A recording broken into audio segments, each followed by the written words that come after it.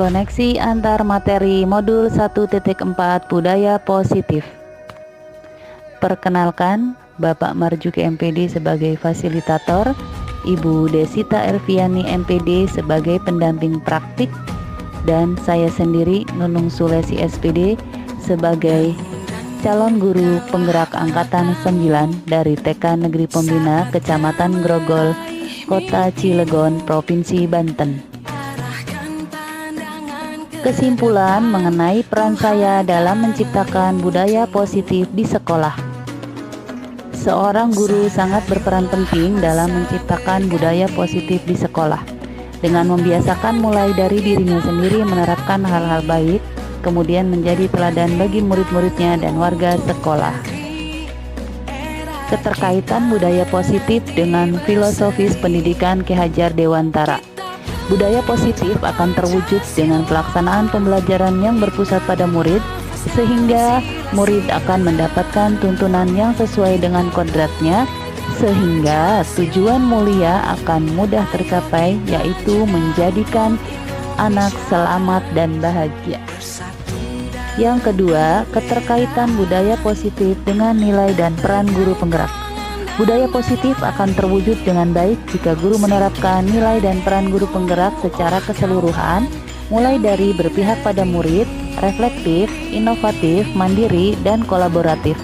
Dengan berkolaboratif, budaya positif akan secara optimal dapat terwujud. Keterkaitan budaya positif dengan visi guru penggerak. Dalam pencapaian visi guru penggerak akan lebih mudah terwujud dengan adanya pelaksanaan budaya positif di kelas ataupun di sekolah. Semua program yang menunjang visi dilaksanakan dan diterapkan sebagai budaya positif. Pemahaman materi disiplin positif. Disiplin positif merupakan cara penerapan disiplin yang dapat menumbuhkan anak bertanggung jawab dan memiliki kesadaran diri berdasarkan nilai-nilai kebajikan. Tujuan disiplin positif. Tujuan dari disiplin positif adalah menanamkan motivasi pada murid-murid kita, yaitu untuk menjadi orang yang mereka inginkan dan menghargai diri sendiri dengan nilai-nilai yang mereka percaya. Ketika murid-murid kita memiliki motivasi tersebut, mereka telah memiliki motivasi intrinsik yang berdampak jangka panjang. Motivasi yang tidak akan Selanjutnya, motivasi perilaku manusia. Menurut Diane Gossen menyatakan ada 3 motivasi perilaku manusia. Yang pertama, untuk menghindari ketidaknyamanan atau hukuman. Yang kedua, untuk mendapatkan imbalan atau penghargaan dari orang lain. Dan yang ketiga, untuk menjadi orang yang mereka inginkan dan menghargai diri sendiri dengan nilai-nilai yang mereka percaya. Posisi kontrol guru. Terdapat 5 posisi. Yang pertama, posisi sebagai penghukum.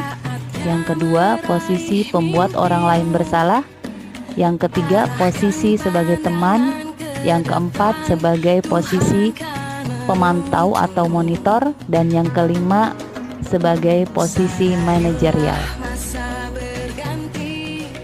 Posisi kontrol guru sebagai penghukum, di mana seorang penghukum bisa menggunakan hukuman fisik maupun verbal. Biasanya, posisi tersebut akan mengatakan, "Patuhi aturan saya," atau "Awas, kamu selalu saja salah. Pasti selalu yang terakhir selesai." Pada posisi tersebut akan mengakibatkan anak akan menjadi marah dan mendendam atau Posisi kontrol yang kedua yaitu pembuat orang lain bersalah. Pembuat orang merasa bersalah. Pada posisi ini biasanya guru akan bersuara lebih lembut.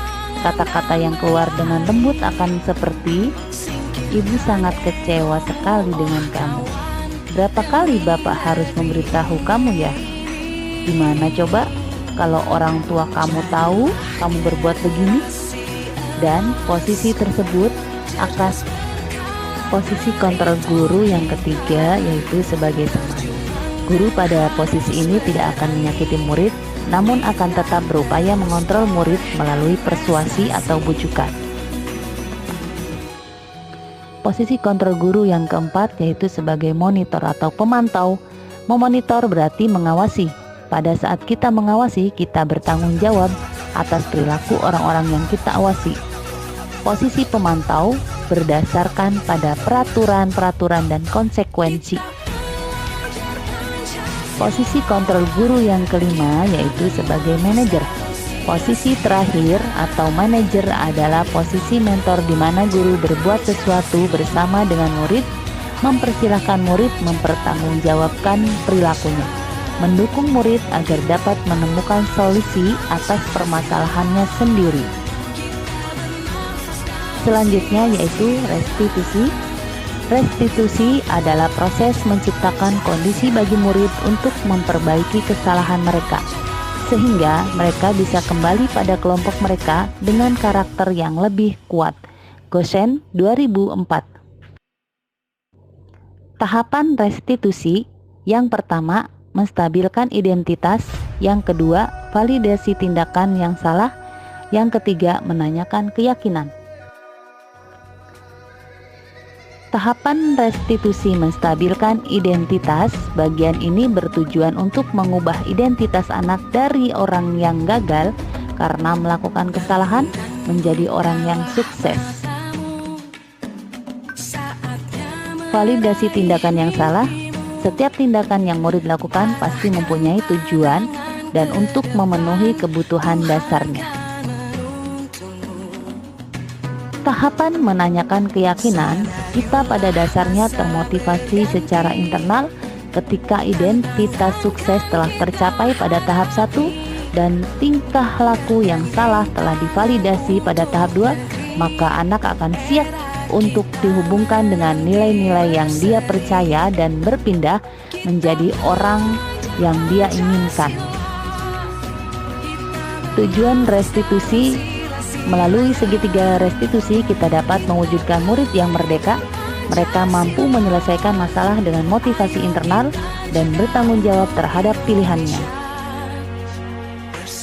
Refleksi: sejauh mana pemahaman Anda tentang konsep-konsep inti yang telah Anda pelajari di modul ini, yaitu disiplin positif, teori kontrol, teori motivasi hukuman dan penghargaan, posisi kontrol guru, kebutuhan dasar manusia, keyakinan kelas, dan segitiga restitusi? Adakah hal-hal yang menarik untuk Anda dan di luar dugaan? Alhamdulillah saya memahami disiplin positif, teori kontrol, teori motivasi, hukuman dan penghargaan, posisi kontrol guru, kebutuhan dasar manusia, keyakinan kelas, dan segitiga restitusi. Adakah hal-hal yang menarik untuk Anda dan di luar dugaan? Hal yang menarik menurut saya adalah penerapan restitusi dalam menyelesaikan permasalahan murid dan mengenai posisi kontrol guru. Perubahan apa yang terjadi pada cara berpikir Anda dalam menciptakan budaya positif di kelas maupun di sekolah Anda setelah mempelajari modul ini? Perubahan yang terjadi pada saya adalah dalam penanganan masalah pada murid menggunakan segitiga restitusi yang sebelumnya saya hanya sebagai pemantau, di mana yang sebaiknya menerapkan posisi sebagai manajer. Pengalaman seperti apakah yang pernah Anda alami terkait penerapan konsep-konsep inti dalam modul budaya positif, baik di lingkup kelas maupun sekolah Anda? Pengalaman yang saya alami terkait penerapan budaya positif di kelas atau di sekolah yaitu penerapan restitusi dalam menyelesaikan masalah. Hal ini lebih berdampak positif pada anak secara sadar dan bertanggung jawab atas kesalahannya dan tidak mengulanginya lagi. Bagaimanakah perasaan Anda ketika mengalami hal-hal tersebut? Perasaan saya sangat senang dan sangat termotivasi dalam penerapan restitusi di kelas ataupun di sekolah, karena hal ini sangat baik dalam penyelesaian masalah dengan memposisikan kontrol guru sebagai manajer. Menurut Anda, terkait pengalaman dalam penerapan konsep-konsep tersebut, hal apa sajakah yang sudah baik? Adakah yang perlu diperbaiki? Menurut saya, dalam penerapan budaya positif di sekolah yang sudah baik yaitu penerapan keyakinan kelas dan posisi kontrol guru sebagai manajer, serta dalam penerapan restitusi. Yang perlu diperbaiki yaitu dalam motivasi perilaku murid yang sebaiknya mengarahkan pada murid yang menghargai diri sendiri dengan nilai keyakinan yang mereka percaya, bukan karena menghindari hukuman atau mengharapkan hadiah. Sebelum mempelajari modul ini, ketika berinteraksi dengan murid, berdasarkan 5 posisi kontrol, posisi manakah yang paling sering Anda pakai dan bagaimana perasaan Anda saat itu? Setelah mempelajari modul ini, posisi apa yang Anda pakai dan bagaimana perasaan Anda sekarang? Apa perbedaannya?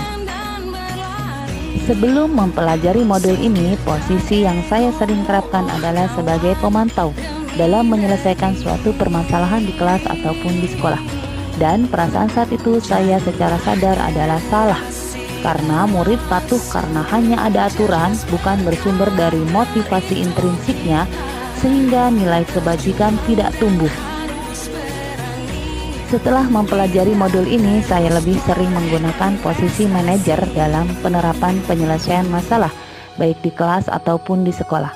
Perasaan yang saya rasakan adalah posisi tersebut adalah nyaman, tenang, damai, dan lebih bijak dalam menghadapi suatu penyelesaian masalah, dan berdampak positif pada murid yang menjadi lebih bertanggung jawab dan menghargai.